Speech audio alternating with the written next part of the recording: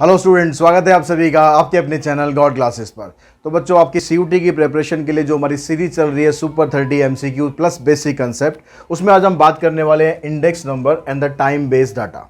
तो इसके बेसिक जो कंसेप्ट्स हैं उसके बारे में आज बात करेंगे। फिर अगली वीडियो में इसके जो सुपर 30 एमसीक्यूज हैं, जो बहुत बहुत इंपॉर्टेंट क्वेश्चंस हैं, उनको हम नेक्स्ट वीडियो में डिस्कस करेंगे। तो आज की इस वीडियो को स्टार्ट करते हैं, जो इसके बेसिक कंसेप्ट्स है उसको समझते हैं। साथ ही एक चीज़ और कहना चाहूँगा कि अगर हमारा जो कंटेंट है आपको पसंद आ रहा है तो अपने फ्रेंड्स के साथ भी शेयर कीजिए जो सीयूटी की प्रिपरेशन कर रहे हैं और अप्लाइड मैथ्स उन्होंने एज ए डोमेन सब्जेक्ट्स लिया हुआ है। तो कहीं कोई ऐसा बच्चा है जिसको ज़रूरत है, रिक्वायरमेंट है अप्लाइड मैथमेटिक्स की प्रिपरेशन की, लेकिन अभी तक चैनल तक नहीं पहुँचा है, तो आपका फ़र्ज़ बनता है कि आप उसको चैनल तक लेकर आए और आप उसकी हेल्प करें ताकि वो भी सीयूटी की अपनी एग्ज़ाम की प्रिपरेशन अच्छी तरीके से कर सके।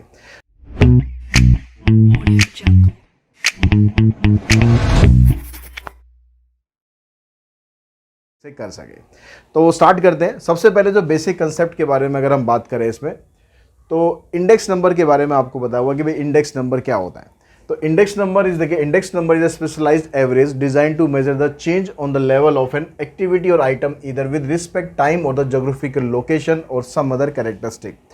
टाइम या फिर कुछ ज्योग्राफिक लोकेशन या फिर कोई और कैरेक्टरिस्टिक है, उसके हिसाब से जो डाटा में जो चेंजेस होता है उसको हम डिनोट करते हैं इंडेक्स नंबर से। ये सारा पीडीएफ आपको गॉड क्लासेस की जो ऐप है उस पर आपको मिल जाएगा, तो उसकी टेंशन ना लें कि भाई अगर आपको यहाँ पर चीज़ें क्लियर नहीं हो रही है, मतलब आपको रिटर्न में सब कुछ चाहिए, तो आपको गॉड क्लासेस की ऐप है उस पर सारा पीडीएफ आपको मिल जाएगा। अब कैरेक्टरिस्टिक क्या होती है इंडेक्स नंबर की, मतलब क्या क्या इसके अंदर खासियत होती है। जो कैरेक्टरिस्टिक्स में सबसे पहले कह रहा है कि there are expressed as the ratio और द परसेंटेज। जो इंडेक्स नंबर है उसको हम रेशियो में या फिर परसेंटेज में उसको हम एक्सप्रेस करते हैं। दे आर स्पेशलाइज्ड एवरेज, जो इनको एक स्पेशल टाइप की आप एवरेज भी कह सकते हो इंडेक्स नंबर को। They measure the changes in the level of the phenomenon, जो वहाँ पर चेंजेस होते हैं लेवल में उसको ये एक्सप्रेस करता है। And they measure the effect of change over a period of time, एक पर्टिकुलर पीरियड ऑफ टाइम पर डाटा में क्या चेंज हो रहा है उसको इंडेक्स नंबर रिफ्लेक्ट करता है। क्लासिफिकेशन, इंडेक्स नंबर को हम कैसे क्लासीफाई कर सकते हैं।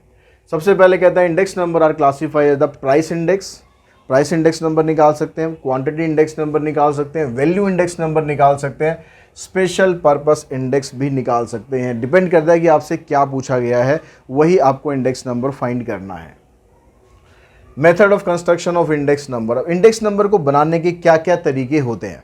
सबसे पहले अगर हम बात करें, इसमें इंडेक्स नंबर में दो तरह के आपके पास तरीके आएंगे, अनवेटेड और वेटेड। अनवेटेड को आप सिंपल भी इंडेक्स नंबर भी कह सकते हो और वेटेड को आप अर्थमेटिक मीन मेथड के नाम से भी जान सकते हो। जब हम अनवेटेड की बात करते हैं यानी सिंपल इंडेक्स की बात करते हैं, तो उसके अंदर फिर दो मेथड आते हैं। एक को हम बोलते हैं सिंपल एग्रीगेटिव मेथड, दूसरा होता है simple average of price relative method. जो सिंपल एग्रीगेटिव मेथड होता है उसमें जो भी आपको डाटा दे रखा होता है सबका टोटल करते हैं, उसके हिसाब से इंडेक्स नंबर हम निकाल देते हैं। ठीक है, बेस ईयर, करंट ईयर, वो आपको सब कुछ दिया हुआ होगा। तो simple average of price relative मतलब इसके अंदर जो भी डाटा दे रखा है पहले उसकी हम उन सब का इंडेक्स नंबर निकालते हैं, फिर उनकी एवरेज निकालते हैं। ठीक है, यहाँ पर सबका पहले इंडेक्स नंबर अलग अलग निकलता है, फिर उसकी एवरेज निकलती है इस मेथड के अंदर।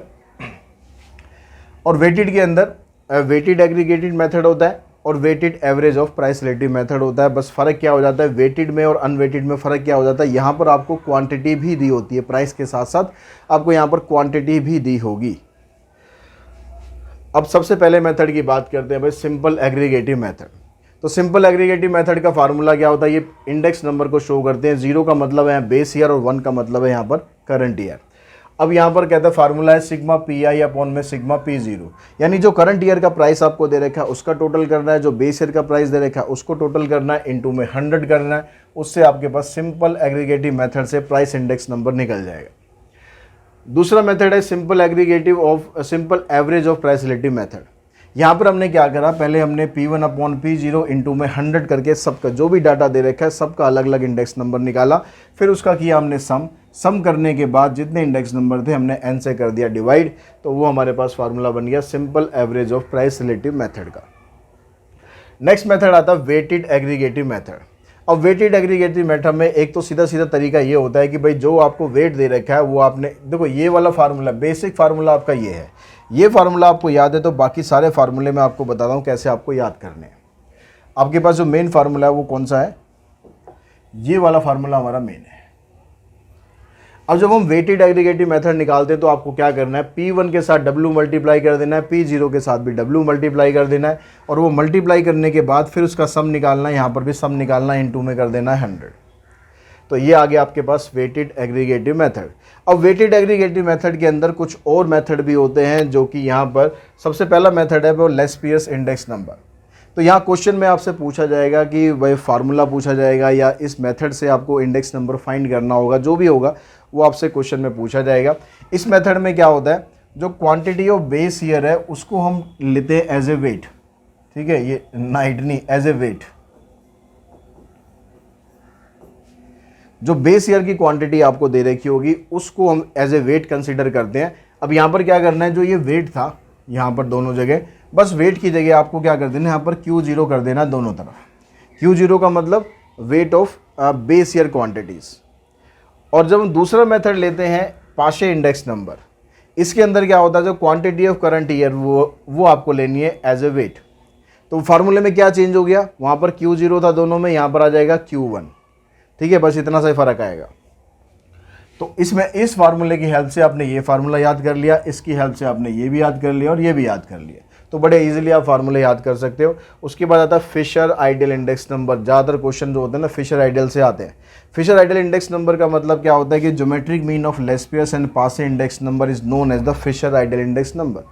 जो हमने लेस पियर्स इंडेक्स नंबर निकाला है, जो हमने पासे इंडेक्स नंबर निकाला है, उन दोनों का अगर आप ज्योमेट्रिक मीन निकाल देते हो तो उससे बन जाता है आपका फिशर आइडियल इंडेक्स नंबर। तो आपने सिंपली क्या करना है, स्क्वायर रूट ऑफ जो आपने यहाँ पर वैल्यू ली है, 100 को काउंट नहीं करना है, यहाँ पर ये वाली वैल्यू लेनी है, इनटू में ये वाली वैल्यू लेनी है। 100 दोनों में आता है, वो स्क्वायर होने के कारण स्क्वायर रूट से बाहर चला जाता है, इसलिए हम इसको 100 को स्क्वायर रूट से बाहर लिखते हैं। उसके बाद एक मेथड आता है हमारे पास मार्शल एजवर्थ इंडेक्स नंबर। अब मार्शल एजवर्थ के अंदर क्या करते हैं, जो Q0 और Q1 दोनों को कंसीडर करते हैं, यानी जो करंट ईयर का वेट है और जो बेस ईयर का वेट है दोनों को कंसीडर करते हैं। ये भी क्वेश्चन आ सकता है कि भाई आपको कौन से मेथड में कौन से वाला ईयर को आपको यहाँ पर वेट कंसीडर करना है। अगर हम पाशे की बात करें या लेस पियर्स की बात करें तो इसके अंदर बेस ईयर को लेते हैं, पाशे के अंदर करंट ईयर को लेते हैं, और मार्शल एजवर्थ के अंदर हम दोनों को लेते हैं, ठीक है। In this method the average of quantity of the current year and the base year is taken as weight. तो दोनों की हमने एवरेज ली, यहाँ पर Q0 प्लस में Q1, नीचे भी Q0 प्लस Q1 करके P1 से मल्टीप्लाई करा, यहाँ पर P0 से मल्टीप्लाई करा। बेसिक ऊपर ये P1 और P0 ही नीचे रहेगा। ये ध्यान रखना है, जब आप P01 निकाल रहे हो ना तो P1 ऊपर रहेगा, P0 नीचे आएगा। अगर उल्टा पूछ लिया गया आपसे किसी क्वेश्चन में, आपसे पूछ लिया गया यहाँ पर सिग्मा P10, तो आपको क्या करना है, P0 ऊपर कर देना और P1 नीचे कर देना है, ठीक है, बस ये चीज़ ध्यान रखना। तो ये मेथड आ गया। अब उसके बाद जो नेक्स्ट मेथड है हमारे पास weighted average of price relative method. अब weighted average of price relative method में क्या करना है आपको, फिर यहाँ पर सिग्मा के साथ आई किसको रिप्रेजेंट कर रहा है, आई इसको रिप्रेजेंट कर रहा है, P1 अपॉन में P0 इंटू में 100, जो हमने यहाँ पर वेटेड मेथड पढ़ा था, simple average of price relative method था, यहाँ पर ये कह रहा है कि weighted average of price relative method.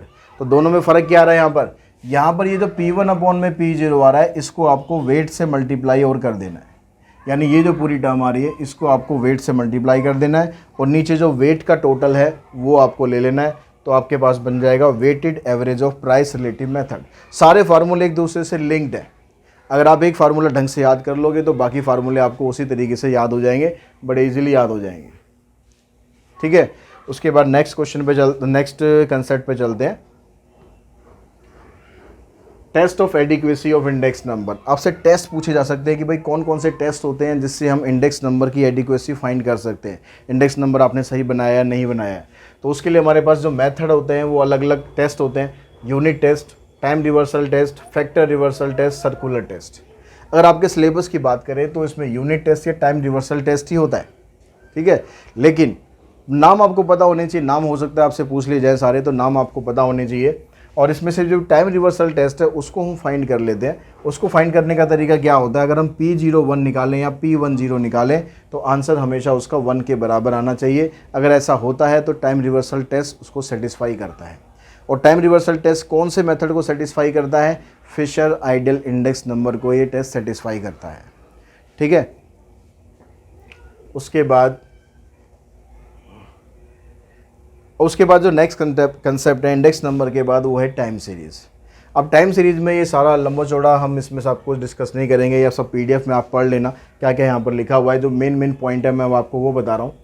Time series जो होती है, टाइम सीरीज़ क्या कहता है कि एक स्पेशल टाइप की एक सीरीज़ होती है, ठीक है, जो टाइम के ऊपर बेस होती है। टाइम जो होना चाहिए यहाँ पर इक्वल इंटरवल ऑफ टाइम होना चाहिए, ठीक है। तो the organize series of the data on the basis of any measure of time. Any measure of time का मतलब वो ईयर भी हो सकता है, वो डेज भी हो सकता है, वो वीक भी हो सकता है, ठीक है, वो 6 मंथ्स भी हो सकता है।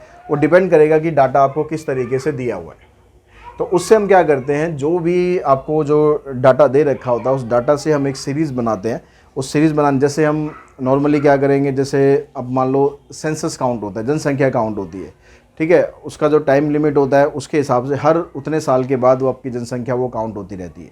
या हम बात करें सीधे सिंपल कि आपके एनुअल रिजल्ट बनता है स्कूल में, हर साल आपका एनुअल रिजल्ट बनता है। 2020 का रिजल्ट ये है, 2021 का रिजल्ट ये है, 2022 का रिजल्ट ये है। तो उसके आधार पर फिर हम आगे का एक कंक्लूजन निकाल सकते हैं कि भाई इस स्कूल का रिजल्ट ऐसा आ रहा है तो अगले साल ये रिजल्ट ऐसा आ सकता है। हालांकि वो एग्जैक्ट नहीं होता, वो डिफ़र हो सकता है, लेकिन एक अनुमान होता है, एक एजम्पशन होती है कि भाई आगे इस तरीके से होगा, ठीक है।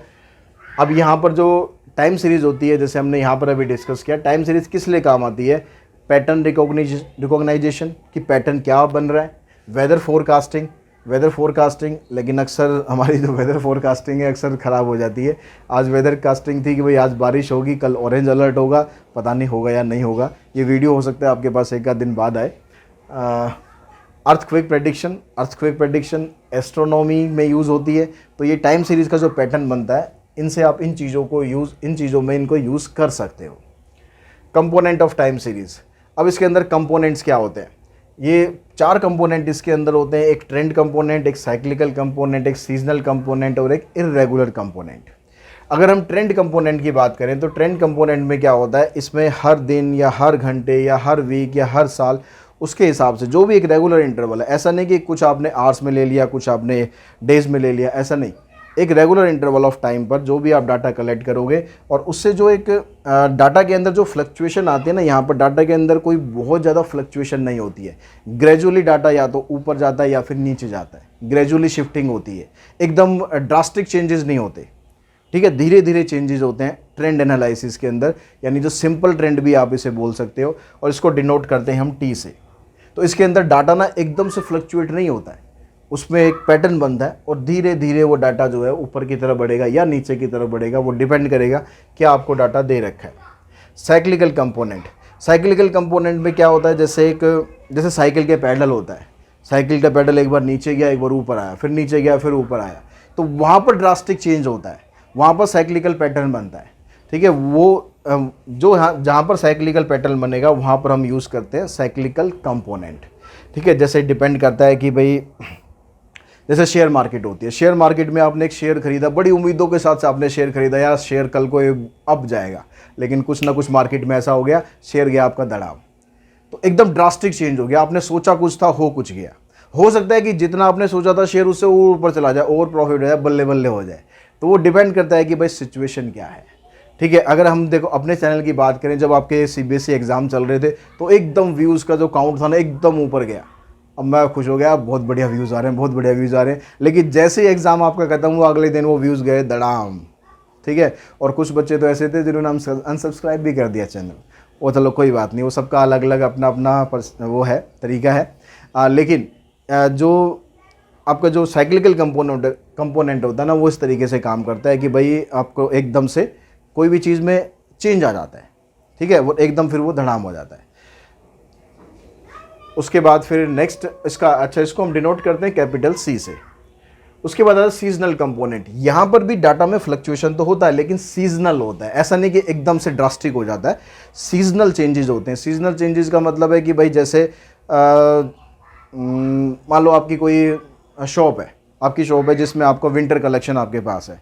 अब इतनी गर्मियों के अंदर विंटर कलेक्शन कौन खरीदेगा भाई, ठीक है। कोई बिल्डर ये कहता होगा कि भाई हमें आगे विंटर्स के लिए सेव करके रखना है, सस्ता मिल रहा है अभी माल तो खरीद लो, वो एक अलग बात है। लेकिन नॉर्मली क्या होगा, विंटर कलेक्शन जो होती है समर्स के अंदर उनकी सेल डाउन हो जाती है। लेकिन जैसे उनका सीज़न आता है, जैसे विंटर का सीज़न आता है सेल आपकी बढ़ना स्टार्ट हो जाती है। तो ये होता है सीजनल कंपोनेंट। सीजनल कंपोनेंट में सिर्फ ये सीज़न नहीं हो सकते, सीज़न फेस्टिवल भी हो सकता है कोई। जैसे दिवाली आती है, दिवाली के टाइम पे जो लाइटिंग होती है वो लोग ज़्यादा करते हैं, तो लाइटिंग की जो डिमांड है वो बढ़ जाती है। ठीक है, अगर जो मिठाई होती है दिवाली के टाइम पे, जो मिठाइयाँ होती है, होली के टाइम पे जो कलर्स होते हैं, तो सभी धर्मों के जैसे अलग अलग त्यौहार होते हैं, उसके हिसाब से वो जो चीज़ें होती हैं वो उनकी सेल एकदम बढ़ती है या फिर बाद में उसके कम हो जाती है जब वो फेस्टिवल निकल जाता है। तो सीज़न का मतलब कुछ भी हो सकता है। सीज़न का मतलब ये नहीं है कि जो वेदर है हम उसकी बात कर रहे हैं, सीज़न का मतलब कुछ भी हो सकता है वहाँ पर। तो इसको हम डिनोट करते हैं सीजनल कंपोनेंट को एस से। उसके बाद एक कंपोनेंट आता है इर्रेगुलर कंपोनेंट। जैसा कि इसका नाम है इर्रेगुलर, तो ये इर्रेगुलर ही होता है, इसका नहीं पता कब क्या हो जाए। ठीक है, यह साइक्लिकल वाला इफेक्ट नहीं है। ये यहाँ पर क्या होगा, यहाँ पर ऐसा ये कंपोनेंट के अंदर चीज़ें जो होती है ना वो आदमी के कंट्रोल से बाहर होती है। जैसे अर्थक्वेक आ गया, ठीक है, जैसे फ्लड आ गया, जैसे अभी कोविड आया था। तो ये चीज़ें ऐसी थी जिन्होंने हर चीज़ के ऊपर असर डाला। कुछ चीज़ें एकदम ऊपर गई, कुछ चीज़ें एकदम डाउन गई।